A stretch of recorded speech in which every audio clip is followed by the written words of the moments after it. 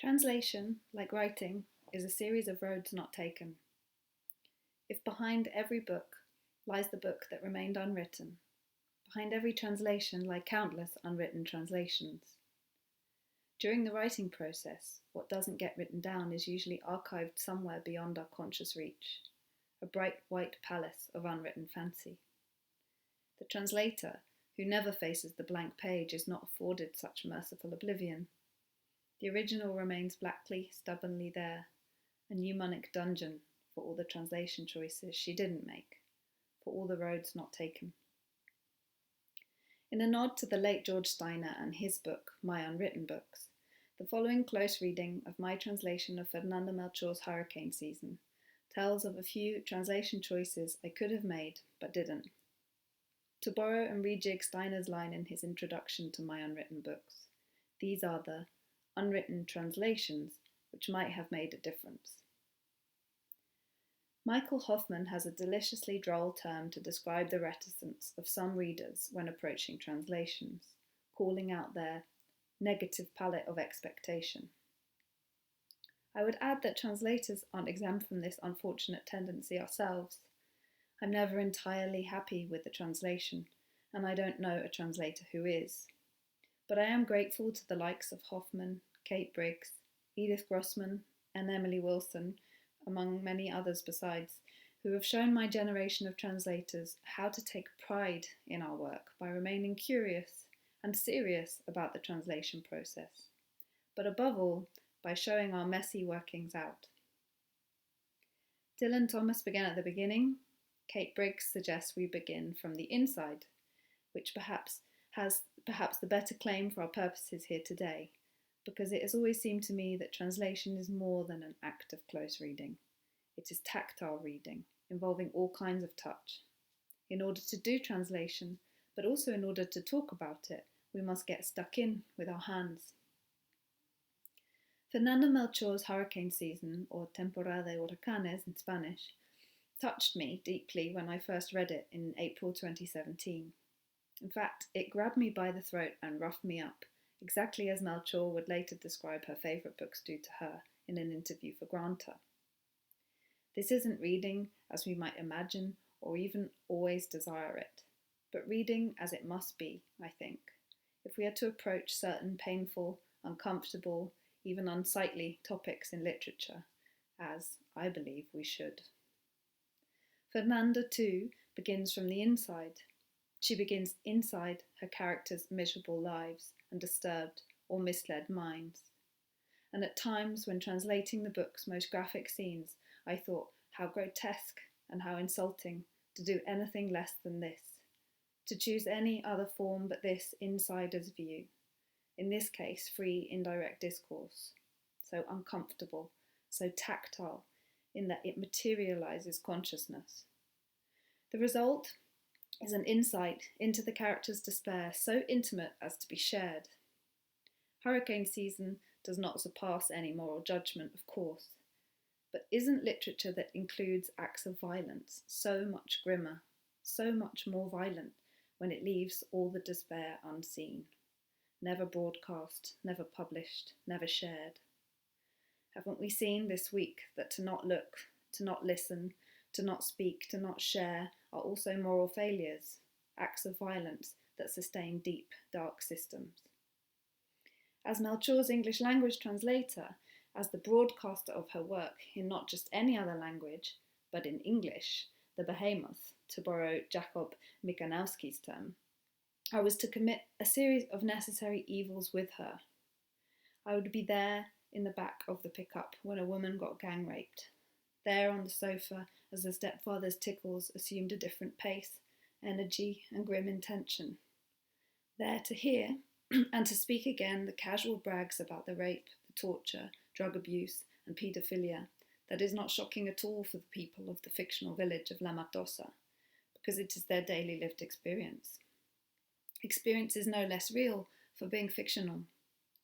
Experiences we commit to sharing when we pick up Fernanda's novel, which is very different from the observation involved in, say, reading a news article.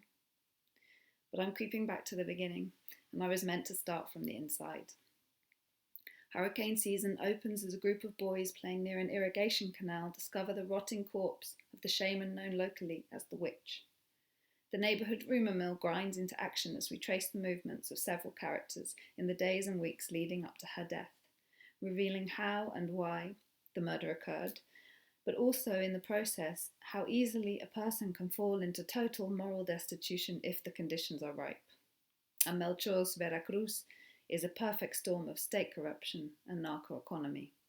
It is testament to her humanist vision and to her talent that the novel pulses with heart and beauty, when it is also filled with gross and shocking vernacular and actions marked by extreme poverty, deep-rooted misogyny and rampant violence. Here's an example from early on in the novel. The town had been totally overrun by hookers and hussies who rolled in from God knows where, lured by the trail of banknotes that the oil trucks left in their wake as they made their way down the highway. Waifs with no meat on their bones but caked in slap, and who, for the price of a beer, would allow that evening's partners to slip them a hand, full fingers even, as they danced. Chubby girls who looked like they'd been smeared in lard under the clapped-out ceiling fans and who, after 6 straight hours of fiesta, no longer knew what was more draining, spending an hour sucking the cock of the punter who'd chosen them, or pretending that they really were listening to what the boring cunt had to say. Here, and throughout the translation, I nearly went with the word fuck or a derivative instead of cunt. I've spent a long time, far too long, thinking about why this unnameable of nouns is appropriate and indeed necessary to hurricane season.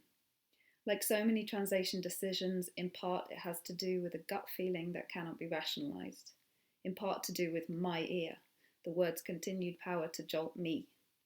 But my choice to use cunt throughout the novel also has to do with its literal meaning and the machismo encoded in Spanish profanation. Literal translations of a handful of examples, including from Spain, are fuck your mother, chinga tu madre, I shit on your mother, your whore of a mother, and the list goes on. These are close equivalents to the British and American usage of, say, an exclamation like fuck off, for fuck's sake, fuck you. Every vete a la chingada that I translated as fuck off, fuck you, or go fuck yourself was certainly true to how some people speak in English, but it failed to carry over something that the original Spanish conveys supremely well, albeit quite surreptitiously, which is the semantic structure of Mexican misogyny. As a good enough solution, I substituted those instances with other profanities elsewhere, using English phrases or words that are inherently misogynistic as I see it, wherever I could, in a strange process, an unpleasant process of woman-hating offsetting. These were words or phrases like cunt and bitch, motherfucker and son of a bitch. Mexican machismo is somehow encapsulated in the Mexican verb chingar, or in its derivatives. Chingada is roughly translatable as fucked, but as Octavio Paz is often quoted as saying in his seminal essay from 1950 called The Sons of la Malinche, open quote, La chingada is above all the mother, end quote. La chingada is also Mexico's original mother, La Malinche, the now a woman who would become Hernán Cortés's translator-interpreter during the Spanish conquest, who gave birth to Cortés's son, the first mestizo, the first Mexican. The irony hasn't escaped me. The translator, according to half a millennium of Mexican cultural history, is necessarily fucked. The novelist and sometime translator David Mitchell put it another way. He said, as a writer, I can be bad, but I can't be wrong. As a translator, I can be good, but I can never be right. Still, any translator of this quintessentially Mexican word chingar is fortunate to have a word like fuck at her disposal. Fuck is a magical word, exactly in the way Paz referred to the Mexican verb chingar as a magical word. His linguistic analysis of its usage has always suggested to me that he did not mean magical in a strictly mythical sense, but magical because it is a grammatical shapeshifter and wonderfully pliant. In his words, a change of tone, a change of inflection is enough to change its meaning. So the word fuck is therefore a fantastic practical solution for chingar. You can be or get fucked, both literally and metaphorically, tell someone to fuck off, be a fuckwit, a fucker, or even a fucking fucker. I relied on fuck and its variants a lot in my translation. It appears 134 times over roughly 220 pages. It doesn't carry the weight of all the spiritual historicism that Paz piled on the verb chingar in his treatise on Mexicanidad. No Mexican word could. But I'm not even entirely convinced that it needs to. I'm not entirely sure why, as a translator of a literary novel written and roughly set in 2017, my instinct is to maintain deference to a poet's 70-year-old reading of Mexicans' internalized shame at the original mother. La chingada, the violated one. Paz's essay is hugely important because it has shaped the understanding of Mexican national identity for decades. It is also a delight to read. And yet, as Ignacio Sanchez Prado has pointed out, Paz's essays are in many ways more revealing of an aesthetic than a history, one connected to the nation-building project of the mid-20th century and an emerging Mexican public imagination that foregrounded myth and stereotype over historicity. More pertinent to me as a translator is how chingar gets used today, in everyday speech, but also by contemporary Mexican writers. I have found rereading Juan Pablo Villalobos, Emiliano Monge, Antonio Ortuño, Uri Herrera, and Brenda Navarro more beneficial to my translation of Temporada de Huracanes than rereading Paz. The word cunt served an important purpose in my translation, to both convey a kind of linguistic machismo, but also, as I said, because it is still the strongest, most taboo slur in the English language. Daniel Han put it better than I could in his translator's note to Juan Pablo Villalobos' latest novel, I Don't Expect Anyone to Believe Me. Daniel says, translators, like writers, cannot be precious about language. For all the discomfort, we need to be able to use it, however it's needed, to allow us to be truthful about how our characters talk. This becomes abundantly clear in the quote about the prostitutes I read earlier and the boring cunt of a punter. The third person indirect lets us inside the mind of the prostitutes, so that the use of the word cunt to describe their male clients actually substitutes other instances in which the women use the inherently misogynistic chingar or its variants. So here was an opportunity to indicate how the cards are immovably stacked against women in this slice of Mexican society, with female characters obliviously expressing their disdain for their male oppressors by means of a word that, even as it leaves their lips, demeans and violates them again. Moving on to another example of a road not taken. Syntax arranges our meaning into sentences, so it's important for a translator to have a clear idea in her mind of what an author, character, or narrator means in order to convey something close to it through the often utterly different syntax of the target language. She will never be right, but there are degrees of wrong. And because she is obliged to decide upon the particular meaning of every word and phrase of a book, she really must be a good reader.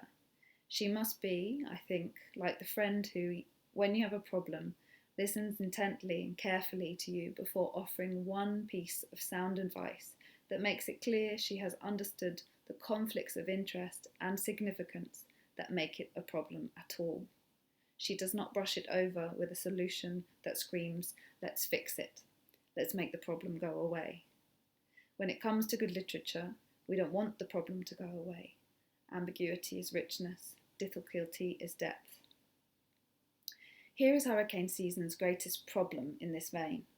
The novel is a tour de force of dramatic irony, largely written in free and direct discourse, as I said. The characters are mostly unaware of themselves and of what their thoughts reveal to us, their invisible audience.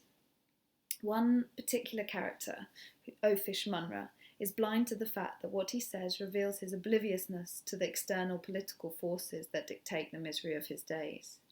I chose not to shy away from idiomatic English in order to buttress this dramatic irony. Here is Munra reminiscing about his brief foray into politics.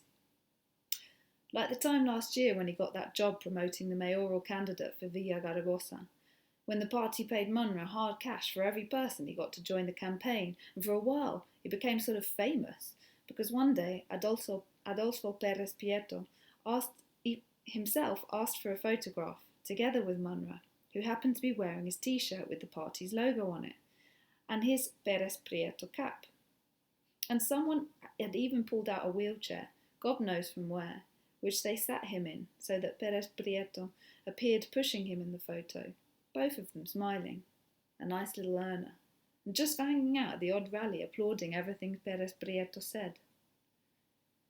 The clause, a nice little learner, in Spanish, porque se había llevado un buen dinero, could have been translated more literally as, he'd earned good money. But one of my jobs, as I saw it, was to honour the free and direct discourse of the original by speaking clearly in the voice that Gabby Munro spoke to me in. A new problem emerged.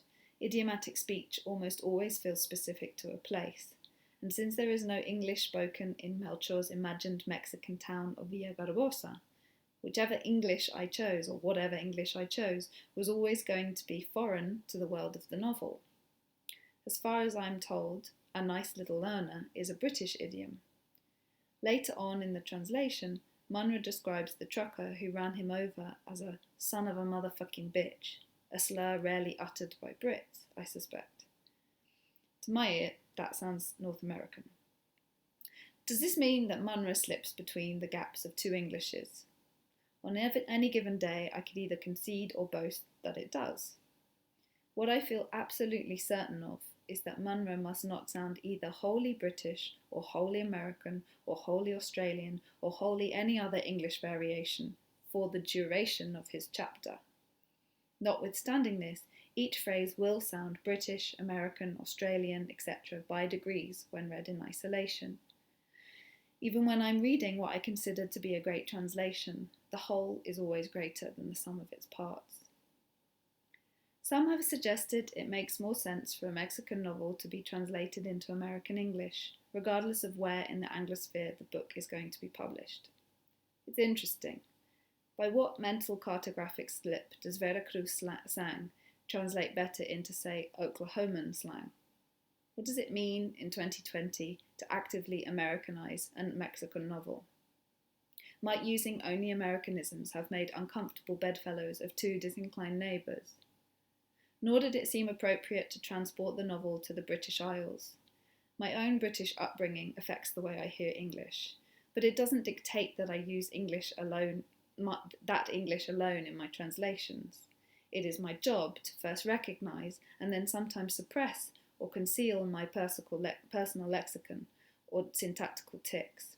It's also important that I accept that I cannot do so entirely. For won't Eliza Doolittle's English always reveal her to be deliciously low, so horribly dirty, to Professor Higgins? A YouGov poll taken in August 2018 asked British people to rank on the scale of 0 to 10, where 0 is very negative and 10 is very positive, how negative or positive the following word would be to them when they used it to describe something. According to this poll, the British people, the word incredible is the most emphatic adjective to describe something good, followed by the word brilliant, then the word superb. Most interestingly to me, apparently something very good sounds more positive than something really good. It would be fascinating to see what the result would be if we asked a group of Americans. Much emphasis continues to be put on the differences between American and British lexicons, diaper versus nappies, trash versus rubbish, prick versus jerk, highway versus motorway. But I hope these variations will matter less and less as the world continues to shrink and we are exposed to each other's Englishes all the time. What a translator really has to contend with is nuance, not the words used, but how we hear and process them, what is signified. In his book, Babel, Aspects of Language and Translation, George Steiner, again, wrote that, quote, "To understand is to decipher, to hear significance is to translate," end quote. Hearing significance, spotting nuance, and replicating it consistently for the length of a novel requires self-awareness and focus. precisely because the choices often seem arbitrary and trifling when viewed in isolation. Again, a translation is always greater than the sum of its parts. I would love for criticism of translations to focus less on isolated moments. I would love for there to be a more generally acknowledged distinction between errors and errors of judgment. Errors will always be errors. They slip in. They often get thrown into book reviews as if to remind the reader that they are not getting quite the real deal. But I don't worry too much about the odd error anymore. I'm human. If you can't abide boo-boos, don't read human translations. Don't read any published literature at all. Errors of judgment are different. They're not categorical. They're subjective, but they also change over time and with new readings. Errors of judgment should also be criticised sparingly, and only if they compromise the overall success of the translation. Our best translations aren't necessarily those with the fewest errors. Why do I choose to end this talk discussing errors and errors of judgment? Because I made my fair share in hurricane season. Because every time I'm asked to talk about a translation, I'm forced to return to it, and to the original, to the mnemonic dungeon I mentioned at the beginning of this talk. Because it's generous to talk about such things among colleagues and peers and budding translators. It seems to me that over the last couple of years, translators have gained a reputation for being prickly in the face of criticism. And whenever I read an opinion along those lines, I think of that meek line written by Jackson Browne but immortalised in Nico's haunting alto. Please don't confront me with my failures. I had not forgotten them. On a bad translating day, I feel like this, defeated, overwhelmed by all the roads not taken. The roads which, as Steiner put it, might have made a difference. On a good day, I thrive on the potential to do things differently next time.